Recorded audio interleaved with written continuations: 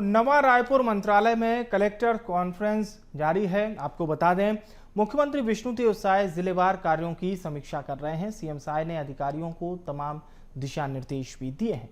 योजनाओं की नियमित समीक्षा करें कलेक्टर, ये तमाम दिशा निर्देश दिए गए हैं। उन्होंने कहा कि स्वस्थ छत्तीसगढ़ से सशक्त और समृद्ध छत्तीसगढ़ का सपना भी साकार होगा। मातृ एवं शिशु मृत्यु दर में प्रभावी कमी लाने के लिए भी तमाम दिशा निर्देश दिए गए हैं। तो जाहिर सी बात है, ये जो कॉन्फ्रेंस है इसके पीछे का मकसद है केवल और केवल प्रशासनिक कसावट बहुत ही सुनिश्चित करना। शासन से तमाम दिशा निर्देश दिए गए हैं। कलेक्टर्स कॉन्फ्रेंस इस वक्त जारी है। जिलेवार कार्यों की समीक्षा कर रहे हैं मुख्यमंत्री। और चलिए अब हम सीधा रायपुर का रुख करते हैं। हमारे साथ इस वक्त छत्तीसगढ़ के डिप्टी सीएम अरुण साव जी लाइव जुड़ रहे हैं। साव साहब का बहुत स्वागत है बीएस टीवी पर।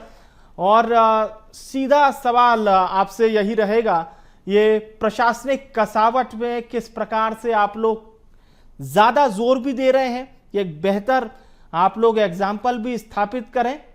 साव साहब, पहला सवाल।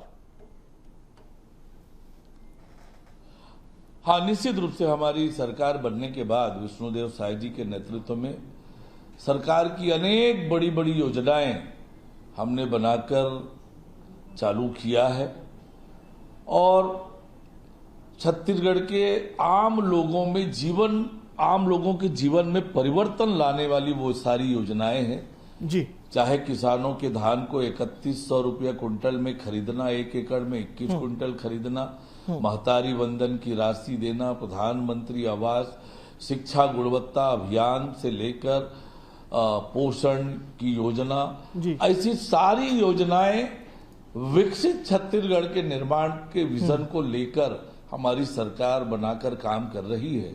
और ये जो कलेक्टर कॉन्फ्रेंस है जी, उन योजनाओं का ठीक प्रकार से हितग्राहियों तक पहुंचाना, प्रशासनिक कसावट लेकर आना कि हर एक व्यक्ति को, हर एक पात्र व्यक्ति तक सरकार की योजनाएं पहुंचे, समय पर पहुंचे, ठीक प्रकार से पहुंचे।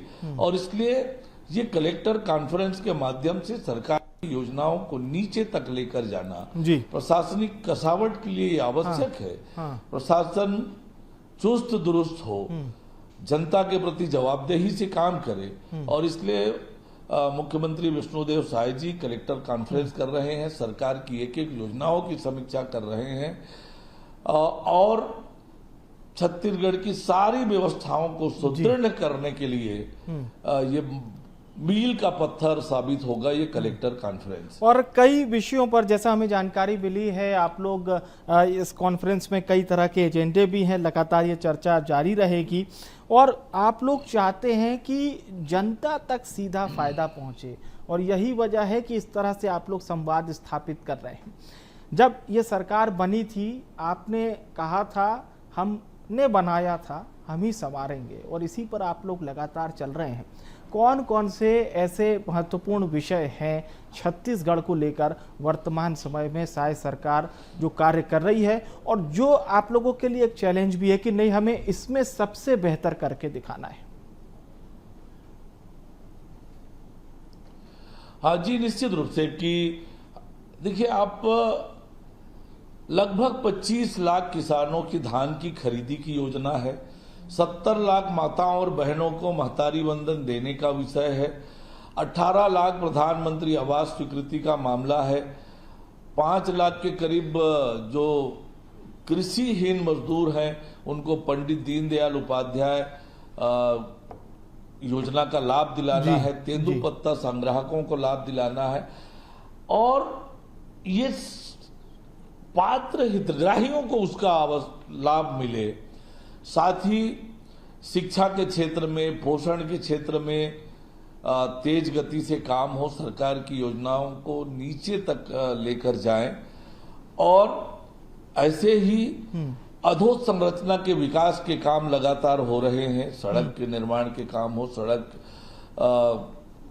के मुरम्मत का काम हो, ऐसी जितने प्रकार की नई नई सिंचाई परियोजनाएं हमारी सरकार स्वीकृत कर रही है, तो काम सब तेज गति से आगे बढ़े, समय पर पूरा हो, गुणवत्ता युक्त ढंग से हो, सरकार की योजनाओं का लाभ जन जन तक पहुंचे, ताकि हम विकसित छत्तीसगढ़ की कल्पना को लेकर आगे बढ़े।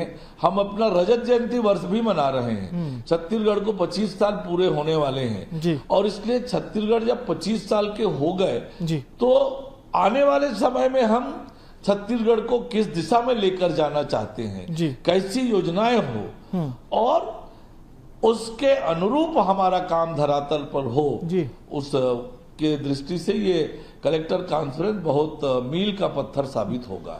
साहब, लॉ एंड ऑर्डर की जब भी बात होती है, विपक्ष कहता है कि साहब लॉ एंड ऑर्डर हमारे समय में कोई मुद्दा नहीं था, हमने उसको बिल्कुल दुरुस्त कर दिया था।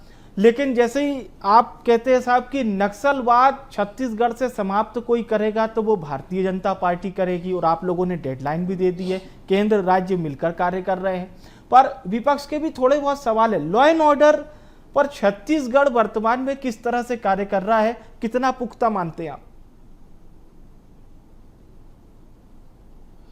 कांग्रेस किस मुंह से लॉ एंड ऑर्डर पर सवाल उठा सकती है?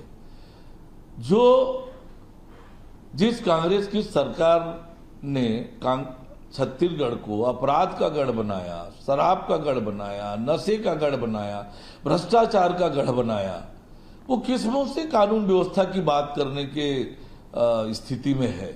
वास्तव में विष्णुदेव साय जी के नेतृत्व में सरकार ने जिस तरीके से काम किया है, पुलिस प्रशासन जिस प्रकार से अपराध और अपराधियों पर नकेल कस रही है, अवैध नशे के खिलाफ कार्रवाइयां हो रही है, नक्सलवाद के खिलाफ मजबूती से लड़ाई लड़ी जा रही है, ये इन्हें दिखता नहीं है। ये कांग्रेस पार्टी तो सेना की कार्रवाई पर प्रश्न चिन्ह उठाने वाली ये कांग्रेस पार्टी किस मुंह से लॉ एंड ऑर्डर की बात करती है? वास्तव में छत्तीसगढ़ में कानून का राज है और बड़ा सा बड़ा अपराधी भी जेल के सीखचों में जा रहा है। किसी को राजनीतिक संरक्षण नहीं मिल रहा है जो कांग्रेस के जमाने में मिलता था कि अपराधी किनके घरों में छुपे होते थे और अपराध के पीछे कौन होता था, कैसे अपराधी खुलेआम घूमते थे। आज वो स्थिति नहीं है, बल्कि जो बड़े आपराधिक घटनाएं हुई है उनमें तो स्पष्ट रूप से कांग्रेस के नेताओं का हाथ दिखा है, वो दिखे हैं। बहुत से ऐसे अधिकारी हैं साहब जो पूर्ववर्ती सरकार में बहुत महत्वपूर्ण पदों पर आसीन थे, लेकिन इस तरह के संगीन आरोप लगे हैं उन पर। बड़े जो जांच विंग है वो कार्रवाई कर रही है, बहुत सारे ऐसे घोटाले सामने आ रहे हैं। तो हम छत्तीसगढ़ की जनता आपकी सरकार से आशान्वित रहे कि आप तमाम उन घोटालों पर एक ऐसी कार्रवाई पूरी तरह से मुकम्मल करेंगे जो एक बेहतर नजीर साबित हो। लगातार ये हो रहा है, बड़ा सा बड़ा व्यक्ति भी जेल जा रहा है जो भ्रष्टाचार में लिप्त है, जो अपराध में लिप्त है, कोई भी व्यक्ति छोड़ा नहीं जा रहा है। लगातार कार्रवाई हो रही है, जांच एजेंसियां स्वतंत्रता पूर्वक काम कर रही है और आपने देखा है कि कितने बड़े बड़े लोग जेल गए हैं। तो अपराधियों से किसी तरह की मुरव्वत नहीं है, वो कितना बड़ा सा बड़ा व्यक्ति क्यों ना हो, सब सीखचों पे जा रहे हैं, उन पर कानूनी कार्रवाइयां हो रही है। लेकिन कांग्रेस हमेशा ये कहती है कि हमें टारगेट किया जा रहा है। पूर्व मुख्यमंत्री भूपेश बघेल इस बात को कहते हैं कि जब मुझ पर जोर नहीं चला तो मेरे बेटे को फिर ये प्रमाणित हुआ है, बार बार ये प्रमाणित हुआ है। जी, मैं आपसे वही कह रहा हूं कि अपराध में आप संलिप्त रहेंगे तो आप पर कार्रवाई होगी कि नहीं होगी, प्रमाण के साथ होगी। और जिन पर कार्रवाइयां हुई हैं, जिनकी गिरफ्तारियां हुई है, क्या वो न्यायालय ने उन्हें जमानत छोड़ा है? बिल्कुल। इसका मतलब उनकी गिरफ्तारी साक्ष्यों के आधार पर हुई है, तथ्यों के आधार पर हुई है। और ये अपने बचाव में और क्या कहेंगे? जिन्होंने शराब घोटाला किया, जिन्होंने डीएमएफ घोटाला किया, जिन्होंने कोल घोटाला किया, घोटाले पर घोटाला किया और महादेव का घोटाला किया, तो जो घोटाले में लिप्त हैं वो सब जेल जा रहे हैं। और ये उनके सरकार के समय हुआ है, इसकी जांच भी उस समय ज्यादातर मामलों में प्रारंभ हो गई थी। ठीक है, चलिए जाते जाते एक सवाल में राजनीति जी निराधार और बेबुनियाद आरोप है। चलिए एक सवाल जाते जाते मैं शहरी विकास से जरूर पूछना चाहता हूं, आपका विभाग भी है, शहरी विकास में छत्तीसगढ़ किस प्रकार से कार्य कर रहा है? बहुत सारे मेडल्स भी आपके विभाग को मिले हैं, यानी छत्तीसगढ़ को प्रदान हुए हैं। निश्चित रूप से 7 निकायों को राष्ट्रीय स्तर पर हमें स्वच्छता में पुरस्कार मिला है। पहली बार छत्तीसगढ़ को इतने बड़े पैमाने पर पुरस्कार मिला है। 20,000 से कम की आबादी में बिल्हा नगर पंचायत देश में पहला स्थान आया है। और आपको जानकर आश्चर्य होगा कि देश के 100 स्वच्छ शहर 20,000 से कम की आबादी वाले, देश के 100 स्वच्छ शहर 20,000 से कम की आबादी वाले में छत्तीसगढ़ के ही अकेले 58 शहर आए हैं। ये बताता है कि हम किस प्रकार से अपने शहर को स्वच्छ, सुंदर और सुविधापूर्ण बनाने की दिशा में काम कर रहे हैं। हमने सिटी डेवलपमेंट प्लान बनाया है। सिटी डेवलपमेंट प्लान के अनुरूप शहरों का विकास का काम, शहरों में सभी जिला मुख्यालयों में हम नालंदा परिसर का निर्माण कर रहे हैं और लगातार नगरीय निकायों की स्थिति सुधरे, वहां पर अधोसंरचना का विकास कर रहे हैं। और निश्चित रूप से हमारे शहर स्वच्छ, सुंदर और सुविधापूर्ण बने, इसके लिए मजबूती से काम हो रहा है। चलिए उप मुख्यमंत्री जी, बहुत बहुत शुभकामनाएं। हमारे साथ आप जुड़े इसके लिए धन्यवाद भी, और आप लोग और भी बेहतर कार्य करें जिससे छत्तीसगढ़ की जनता लाभान्वित हो। बहुत बहुत धन्यवाद हमारे साथ जुड़ने के लिए।